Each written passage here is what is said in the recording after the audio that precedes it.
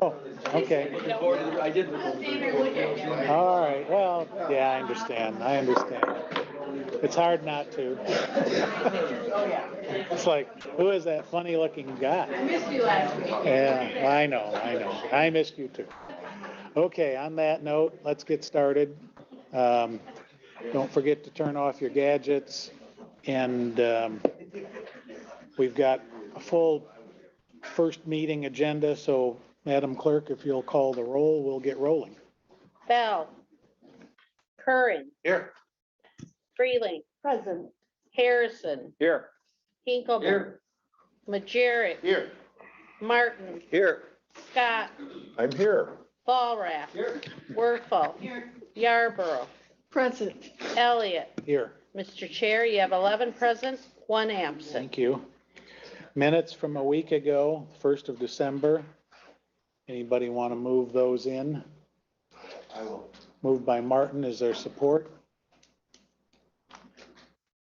I'll support. Supported by Freeling. That was a tough one. It was. All in favor signify by saying aye. Opposed, same sign. Madam Clerk, note an abstention if you would for me, since I wasn't here last week. Requisition review.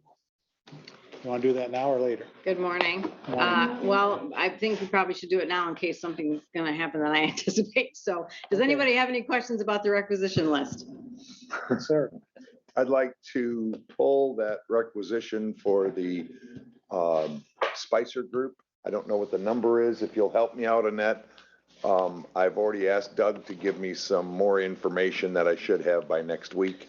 It is for the 2023 budget, so it is a blanket. But I just want to question the almost $1 million for engineering. I want to see what it was for the past couple of years. I didn't bring my mic, I'm sorry. It's requisition 62458. Yeah. And if we do pull that, then I'm gonna have to change the amount on my list, so I can't pass this around right now for you to sign, so. Here you go, John. Ezra, how about when we get to it, we'll have a moment where people can inquire. Make your inquiry, we'll get an explanation, and then we can do it without having to redo the document. Will that work? I already had a meeting with Annette and Doug prior to us starting. And Doug said he didn't have a problem with it. He would be able to get it in time for next week. Didn't he say next? He said he would be able to get it for us. So, right. So that was my only question. I just want to find out what it is. It seems exorbitantly high for some reason. Let's find out in the next hour and 55 minutes. If Doug can get that, then fine. Yeah, can you task him with that? So I'm gonna hold this for now until we have that. And we'll do it, yeah, we'll do it at 10:30. Thank you. Thank you. Okay. Doug, you got a job. Did answer? We're gonna, before we get to the health department update, hello Rex, just noticed you there. Brian Ray, Captain Wilkie. We had a little incident, I understand. And no one had any marshmallows. So you want to fill us in? Mr. Chairman, members of the board, we have Robert Ray, Captain Brian Wilkie. On Friday afternoon, we had an incident at the jail. I've sent a note out to all of you summarizing it. I've asked Robert just to walk you through. If you have any questions for him, fire away. I have asked him to spend about 5 minutes updating you. There's a project occurring at Animal Control that he will need to hop over to. All right, go ahead. Thank you. Commissioners, on December 2nd at approximately 1:10, Herman and Getz, our generator service provider, was doing a load test of the jail generator after a nearly month of downtime for maintenance to replace bearings and O-rings in the cooling system. It was essential to complete a load test of the generator system prior to returning the generator to service for the jail and the courthouse. During the load test, resistance is added to the generator in amperage increments. After about an hour of a 3-hour test, I was standing on the sidewalk in front of the jail and I noticed smoke other than diesel exhaust. That was approximately 1:10 p.m. I ordered the test shut down, and after the generator was shut down, we had flames approximately 4 feet shooting out of the chimney stack at the jail. I immediately called 911. Dave Puckett immediately went into the jail to set the pull station for the fire alarm. I then proceeded to call Chief Boyce and indicated we had a chimney stack fire that was local to the stack and declared the jail administration area. Within minutes, we had responding fire departments from St. Joseph, Benton Charter Township, Benton Harbor, and Lincoln Charter Township all responded within minutes. I offer my greatest gratitude to all that assisted Berrien County on that day, and thank you. And I want you also to know that the generator is 42 years old. Thank you. Have any questions? Are you wanting the generator replaced? I have currently, Brian instructed me to get an engineering firm. We have insurance engineering's coming still yet. The adjuster was there. But yes, I think that it's probably a good time to take a look at that type of infrastructure, having the generator in the basement and having a 2,000-gallon diesel tank that's in ground that's approximately 12, 13 years old current. Because you have monitoring and you have liability insurance. It's a big thing to have an in-ground diesel. Are you planning, if you do replace it, are you planning to go with natural gas and get rid of the stack, or what are you planning on doing? You would have to use diesel is probably your best usage for that because it's the easiest to get fuel to. And if you had a municipal outage in the gas, you're down. So it would be a diesel tank and it would still have to have approximately 2,000 gallons of tank capacity to run that jail generator for days between fuelings. Was the fire because of the generator or was it because of a plug stack? It was, the engineers are gonna look at it, but I believe that at some point, way back, it looks like somebody had added 38 feet of spiral duct that ran horizontal along the roof and then kicked up the wall on the elevator room, which went up about another 20 feet. It looks like something that was probably not very, I don't think it would pass code for today. So it wasn't the generator that caused the trouble? Not at this time, no, but when they laid the water into the stack, we do have water that's seeping out of the exhaust system. But it did not enter into the generator as best I know. So I think the generator itself is okay. How many times have we used it in the past, say 10 years? Oh, at least once or twice a year. Captain Wilkie will probably be able to tell you a little bit more on that, but it is used, yes, and it supports the courthouse as well. It's the bridge, 300 amps go to the courthouse. Oh, wow. Yes, ma'am. Since this is in the jail and we had just had all of the capital improvement assessment done, was that generator included in the recommendations we had to replace or? I would say probably not because it was a functioning item that didn't have much, doesn't have many hours on it. It has maybe 800, 900 hours on that generator itself. Right. But it's integral for safety. It's just, I think our focus has kind of changed a bit immediately under that situation that just occurred. Okay. Jim Martin. So my question is what you described it, it sounds like there was some type of design problem that was done with the stack. And what that flat part probably creosoted it up and then it caught fire. The actual spiral duct looked to be pretty clean, but I don't know. That's why we have two different engineers that are coming on site to look at it and see what is a code for the exhaust system of that generator.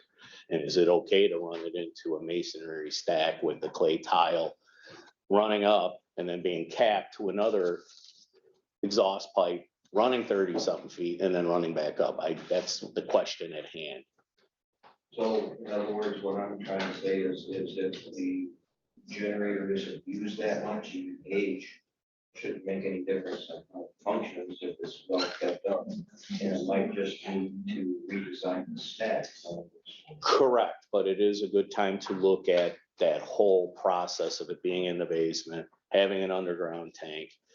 And it's in need of probably changing out that tank in X amount of years. It has a monitoring system, it is inspected, but it is, in-ground tanks, as we know, can be problematic. So we're looking into the options. Brian asked me to dig into it and I'm digging into it. And I'm gonna be able to provide you guys with a better course of action for the future. Brian, or I'm sorry, John. So, but if you do go with a new generator, you're gonna have to have one that's gonna have depth in it. You're gonna have to, if you go with something, you're gonna have to have depth. It'll have to have a decent particulate filter. And so, it'll still have to be kept somewhere where it's warm because the depth will freeze.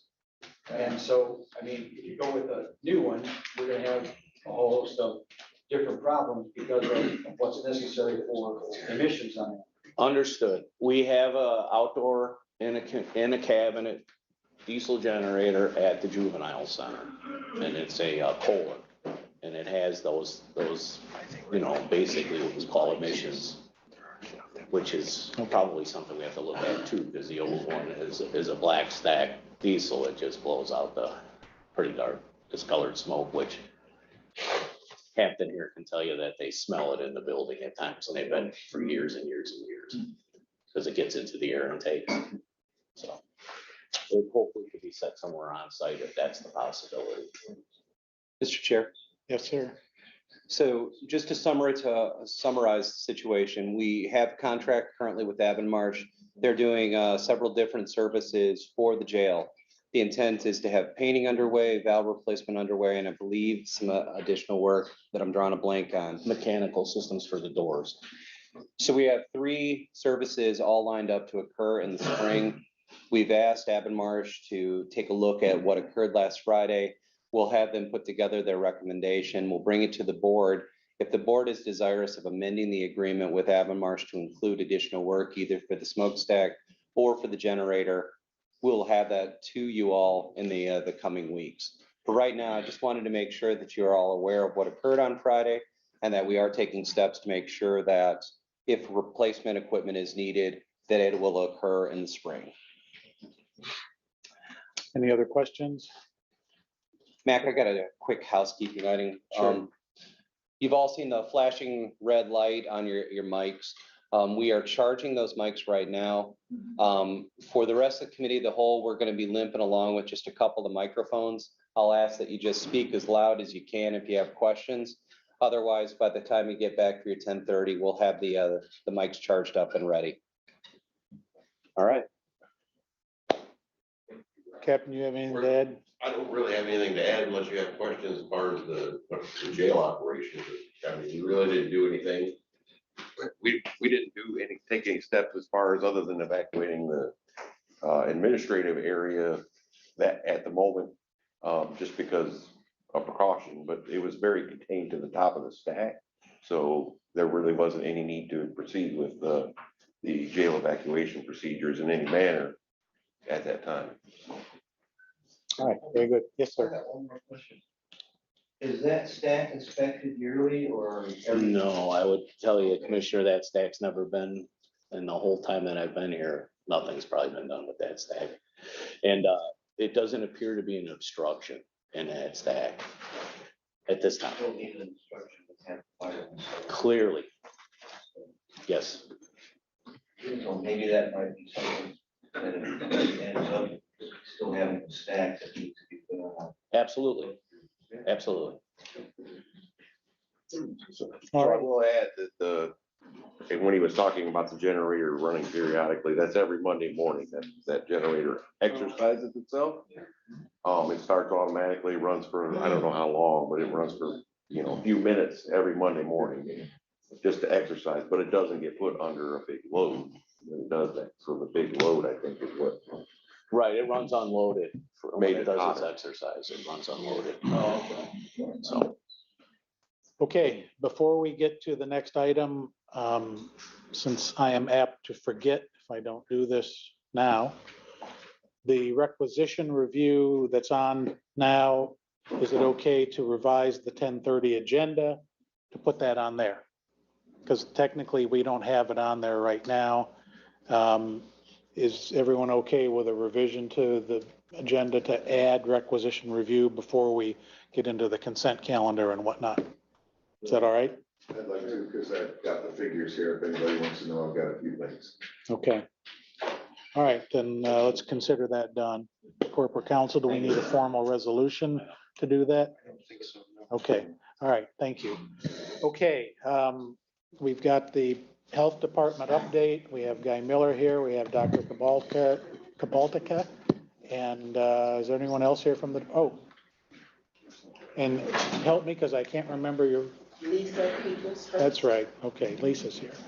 And I would note that it's now December of '22, which means Guy has been serving for over a year, first as acting and then formally appointed, and you have survived. So that's a good Survived thing. it. Yeah. Thank you for that. Thank you.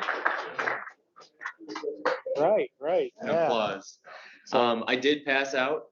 This is something new from the State Health Department. We got the Michigan Guide for Local Public Health Governing Entities. The last rendition, I don't know if you guys remember, was 2006. So some things have changed, not really in public health law, but maybe in the way that it's conveyed over to the public. So I did pass out. I have extra copies if you guys need them. It's available online too. I'm happy to send out that link for a PDF version of that document. But what I'm here to talk to you guys and update you on today is the Berrien County opioid crisis. And with me, as you mentioned, Mr. Chair, we've got our Public Health and Prevention Supervisor, Lisa Peoples-Hurst, and our Medical Director, Dr. Rex Kabaltica. Together, the three of us put together the slides that you're going to see today.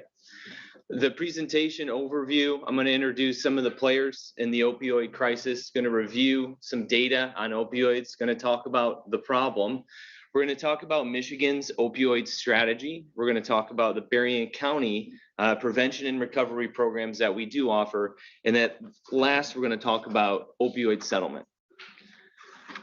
The players in the opioid epidemic are not just opioids. There are numerous drugs or substances that people are using in our community, things that give you a stimulant and things that will calm you down. I think of commonly we use drugs sometimes to dictate our moods. I'm a coffee drinker. That's a caffeine. A lot of people make the excuse that if I don't get my coffee in the morning, I can't function. I think that's a microcosm of an example of what happens in the world when people are addicted to substances. They need things to help them do certain activities. They need things to help them calm down. They're seeking after this feeling. Serotonin and dopamine are two major brain chemicals that we know affects the physiological functions of the brain, and those can be elicited by some of these players. What we've really seen in the problem with substance use disorders over time, of course we know substance use treatment for opioids, heroin, we've seen a lot of prescriptions taking place. We've had 9 million opioid prescriptions written in Michigan in 2017. Since then, a lot of physician groups have been more responsible with how they're prescribing, maybe not prescribing as much opioids for pain. That, I think, has taken a significant turn for the better in healthcare systems, but the problem still persists that people got addicted to these opioids, addicted to these substances. And a lot of people addicted to substances aren't just using one substance. If we look at just kind of these three graphs here, we have overdose deaths, we have opioid deaths, we have heroin deaths, we have synthetic narcotic deaths. You see that a lot of the overall overdose deaths here, that top bar, is being driven by the two that kind of match the trends here, not necessarily heroin deaths. However, what we have seen with heroin, we've seen it laced with various substances such as fentanyl that take typically a drug that would not result in a mortality, a much more deadly drug. Fortunately, I think we'll talk about that. We do have the opioid reversal drug, Narcan, that's widely circulating in the community. But we do have a new drug on the scene called xylazine that is not going to be able to reverse by Narcan or naloxone. So just to let you guys know a little bit in how potent these drugs are getting, fentanyl, which is a synthetic opioid, I mentioned it can be laced in various drugs, is about 50 times more potent than heroin and 100 times more stronger than morphine. Xylazine is actually an anesthetic. This is used as a tranquilizer for animals. So it's a sedentary used in veterinary medicine to lengthen the illicit opioid euphoric effects. That's what it's doing in the drug user. In medical practices, it's used by veterinarians to put a horse to sleep. So the street name for that is actually trank dope. That's been because that is exactly what it'll do. Unfortunately, that's not reversed, like I mentioned, by naloxone. I did mention just kind of storm reporting. We do have the SWIFT toxicology for opioid-related mortality. That is allowing us a lot better data into getting into what is causing mortality in people. Not to say that we haven't had that technology in the past. STORM is making it much more readily available so we can see in real time what's going on with an opioid epidemic or substance use disorders. So over the last few years, we see the state of Michigan and we see Berrien County, we see the number of drug-related, not necessarily opioid-related, but drug-related overdose deaths has been increasing. If you look at the past 2 years, we've had 38, 37 deaths. In 2019, we had about 6 deaths related to drug overdoses. In May of 2022, because that's when we can confirm that data is most up to date, May of 2022, not quite halfway through the year, but we're looking at heading into about 40 opioid overdose deaths for 2022. So obviously when those numbers get wrapped up, when we have full death reviews conducted on and full autopsies done and full tox reports done, we can say what were the causes of death. But you can see that this is a growing problem. This is not going away. It's trending up. There's new drugs on the scene. Overdose deaths, how do we compare to the rest of the state? We are about ranked 14th in the rate of overdose deaths. So you can kind of see we're in the dark green color down here compared to the rest of the state. We're up there. There's about 80 other counties. So to be 14th is pretty significant. Problems with substance use disorder trends over time. You can see the opioid overdose deaths specifically, we see really kicking up 2015 and onward to 2020. And that's just lagging data. That's what we have right now. This is all available data on the state's websites. I do have the links included at the bottom in that very non-contrasting blue color down there at the bottom. But all of this stuff is available online that we can review data. Something I want to mention too is cocaine specifically. So we have seen cocaine trends up and down throughout the past 3 years. Cocaine is, and the drug that's being laced in cocaine is xylazine as well, right? So cocaine itself, not typically what we would consider a highly deadly drug, but we are seeing this is starting to be laced with xylazine, that tranquilizer, and that is going to significantly increase the number of deaths. We've seen in September, we had 4 deaths related to cocaine. Really quick, wanted to make one more point about xylazine, and then I'm going to hand it over to Lisa. Typically, throughout the past 3 years, Berrien County, we've seen 1 xylazine death. In 2022, we've had 8 deaths related to xylazine, which is not extremely significant compared to the rest of the county, or I'm sorry, the rest of the state, where they've had 40-something deaths in larger cities. But we have the highest incidence rate from year to year that has changed. So that 8 xylazine deaths does bring a special attention, I think, to the overall opioid crisis, which is leading into other substances and polyuse. So Lisa, I'd like to turn it over to you. Clicker does work. Gotcha. Good morning. So there's a question before you. What do you think? What is the average age of first use of each? That's my area. Any other guess? 10. It's in between. I read 11 years old. So, you know, when we were talking about the drug prevention programs of old, we started in high school. We can no longer start in high school because we would have missed a lot of youngsters. And so we currently are doing a Michigan Model for Health in 5th grade. We've got to start in 5th grade now with our drug prevention programs. Currently, we provide, the department that I'm in charge of, we've been providing SUD prevention services since 1996 through our department. I came to the county in January of 2001, so almost 22 years. So I've seen a lot of things change, a lot of emerging drug trends, a lot of things. If there's a substance, they will come, and that's a sad reality, okay?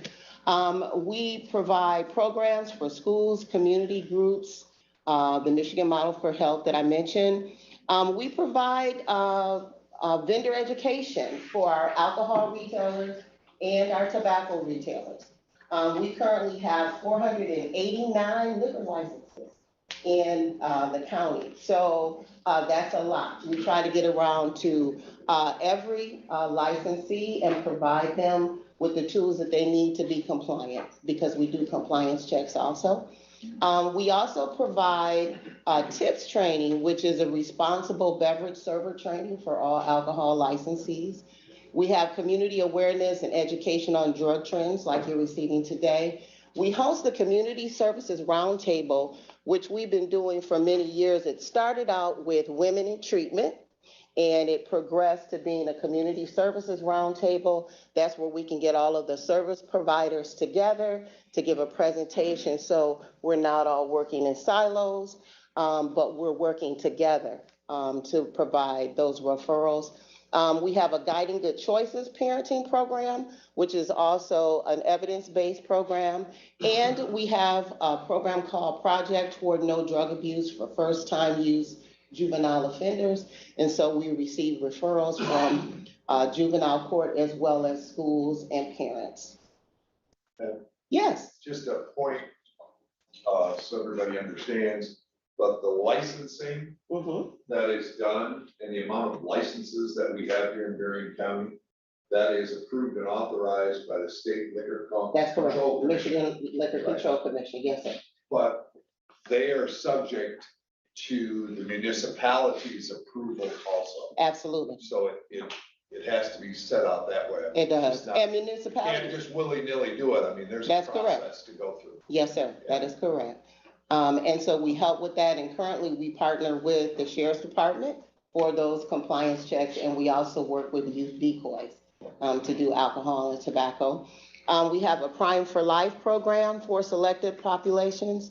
We are Freedom from Smoking facilitators for the American Lung Association. So we offer smoking cessation classes. We enforce the smoke-free law. We help with prescription take-back activities and disposal events, along with Jill Adams. We also have 4 major campaigns that we do a year. We've added xylazine this year, but we primarily do prescription drug abuse prevention, underage tobacco vaping prevention, underage drinking prevention, and underage marijuana use prevention. And our request for vaping presentations is unreal this year, okay? So we've been asked by the schools to provide them both for students and for parents as well. We do help with brochure distribution for medication disposal locations. We have a lot of written materials, brochures that sometimes businesses or organizations will ask us for copies depending on what they're doing. And then we are chair and members and technical support to the Voice Change Hope Alliance. Some of you may remember Carol Stockman, who was the founder of that group, the group that kind of morphed into Carol's Hope Engagement Center now. The Alliance still exists. And so that's just a capsule of the services that we already offer at the health department. And we have many, many partners and collaborators who help us with that. Lisa, you had a question? Oh, I'm sorry. I wrote this, I want to know, and you just answered it, do you do anything with Carol's Hope? And then I wondered, do you do anything with the building on Main Street that has no name? It's at Main and Martin Luther King. Oh, Harbor Town. I don't know what it is. Yes, so Harbor Town is, they just, what is it they do? It's a, thank you, Marletta. The methadone, so they have folks that attend. So Michelle Warren, who is the clinical director there, used to work at the health department. Okay, so in our prevention department. So yes, they are definitely a partner. We continue to partner with Carol's Hope. They have a peer recovery coach of theirs, attends our Voice Change Hope Alliance meeting. So trying to still have those connections, if you will. Thank you, Lisa.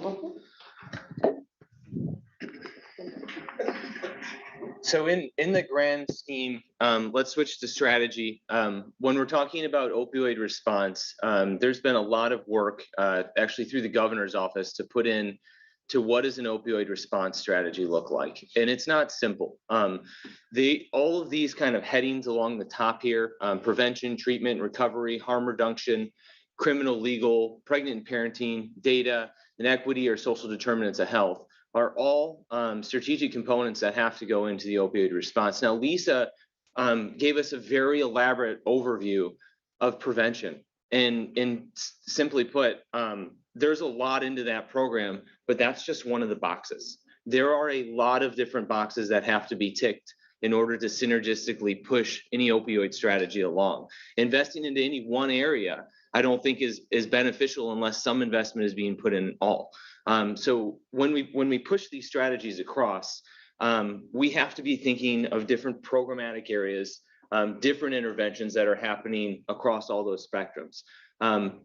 In prevention, we talk about media campaigns. We have media campaigns active. We talk about prescription take-back events. We talked about all these things. We have recovery networks. We have treatment networks. We have harm reduction, such as naloxone, street outreach. The criminal legal aspect, we do have a drug court that does work to make sure that drug offenders are treated with the sense of, we understand that you're going through an addiction and how can we help people through that instead of just throwing them in jail. So we do have aspects of that. Pregnant and parenting, making sure that we have expanded substance use disorder screening programs that are checking people kind of at all ages, especially if you're a pregnant female. Equity, we need to actually look and see what are some of the key drivers in neighborhoods that we know don't have transportation or don't have resources to different aspects of healthcare. How are they being communicated with education and resources too?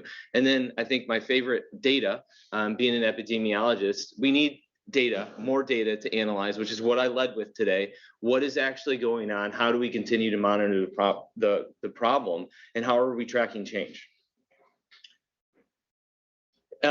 With the strategy, I wanted to talk a little bit about treatment, because treatment is very challenging. I think across the United States, I don't think Berrien County is too nuanced by it. We do have a lot of treatment partners, Riverwood, North Star Center, Intercare, Sacred Heart, and Corewell Hospital. But I think the difficulty is how do we integrate all of this leadership and all of these different treatment with our prevention programs, with our courts, we know we're doing equitable solutions in communities. How do we coordinate all of those together? I think it is about establishing leadership among teams and treatment partners. It's about bringing people to the table to access treatment, to coordinate treatment, from somebody being discharged from the hospital. We have stroke teams that will follow up, and they'll make sure people who have experienced a stroke are getting care outside of the hospital as well as inside the hospital. We don't have anything for opioids. I think something along those aspects of how do we manage this as a chronic health condition instead of an acute health condition at the emergency department. We talk about education. Who are some of the peoples who need the education to be able to go out there and help communicate this? We need peer recovery counselors. We need behavioral health specialists.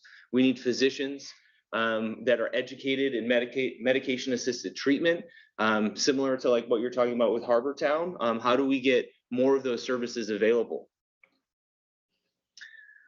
So to recap a little bit, what is going on right now with the state of Michigan? I think you guys are well aware of the opioid settlement funds that's going on with some major pharmaceutical suppliers in the United States.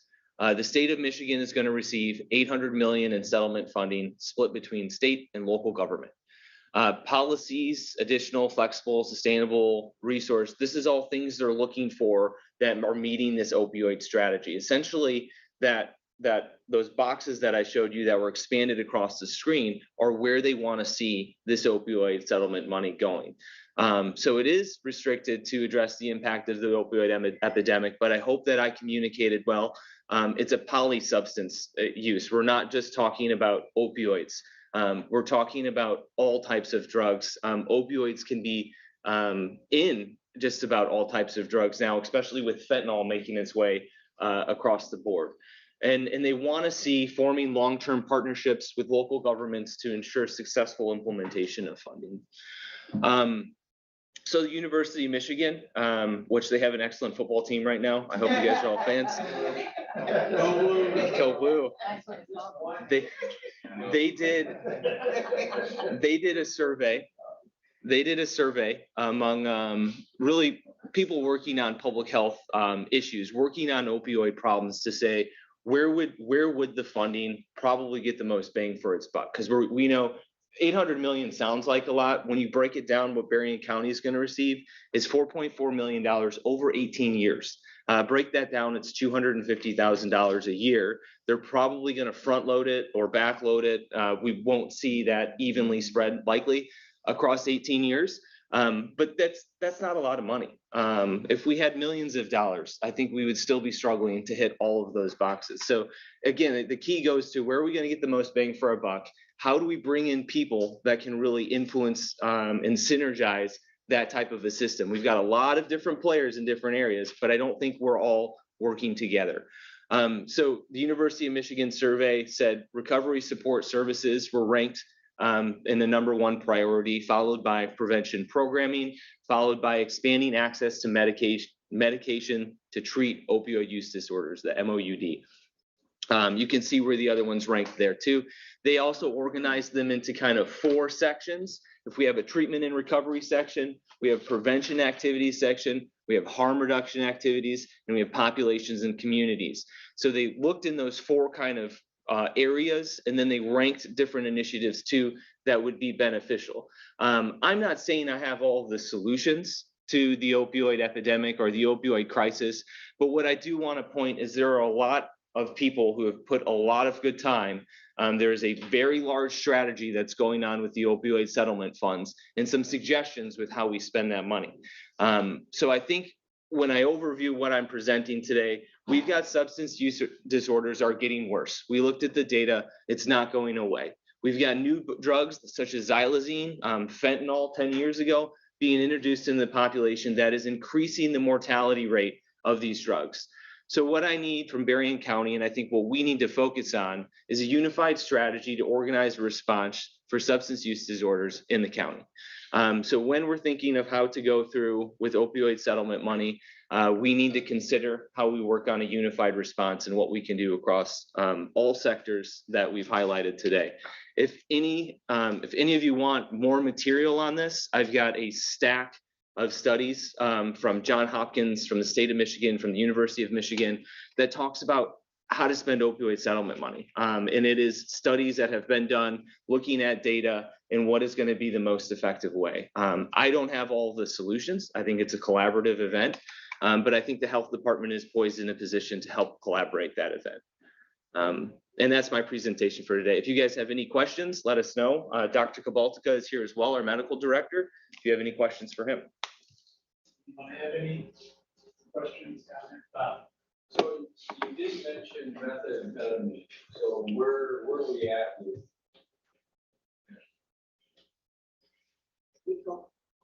Yeah, go ahead. Lisa, you want to come by this mic? Conference this past June. And it was a virtual conference, and we are seeing fentanyl, methamphetamine laced with fentanyl as well.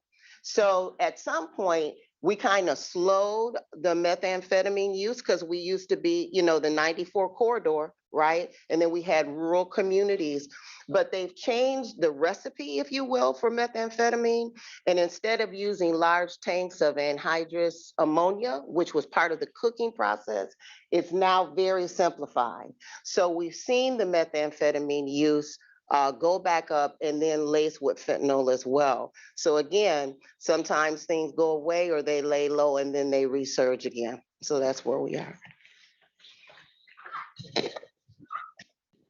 Mr. Chair, any further questions? Chair of Finance. I wonder, what are we going to do? Do we know how to, when we get this money, do we know how to use it? Is there a formula? Yeah. working on? So tomorrow, Guy will be sitting down with the sheriff, the prosecutor, myself, Thaddeus, and then Barry Connie Bear. So Barry is the attorney representing the county on the opioid settlement. I sent each of you a note in the last couple of weeks that there was a little bit of a surprise on the settlement strategy. Ottawa County threw a ninth inning surprise. So they have contested the distribution amounts. What that means for us is we'll just have to wait and see how much longer until the release of the funds.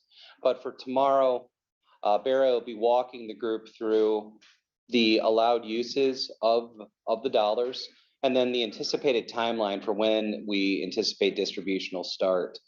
What I will be asking the sheriff, the prosecutor, and Guy to do is work through a committee structure on preparing recommendations for the use of these dollars to then bring forward to the board for consideration and potential ratification. But we figure the sheriff, the prosecutor, and the health department are, at least on the county's behalf, the best equipped to recommend the potential usage. All I'm asking for them for tomorrow is just listen to Barry Connie Bear's advice on how these dollars can be spent, and then begin working as a group to bring forward recommendations to the board. Does that answer your question? Yeah, and it just came to me, so will it stay with the county probably rather than going to individual communities who have no idea? At this time, I wouldn't comment on how the dollars will be spent. I want to give the in-house experts an opportunity to really chew on the best usage of the dollars, and then we'll bring it forward sometime in the spring to the board for consideration. Thank you. Yep. Anything else? If not, we'll go to public comments before we break for committees. Any public comments? Any other business? Thank you for everyone.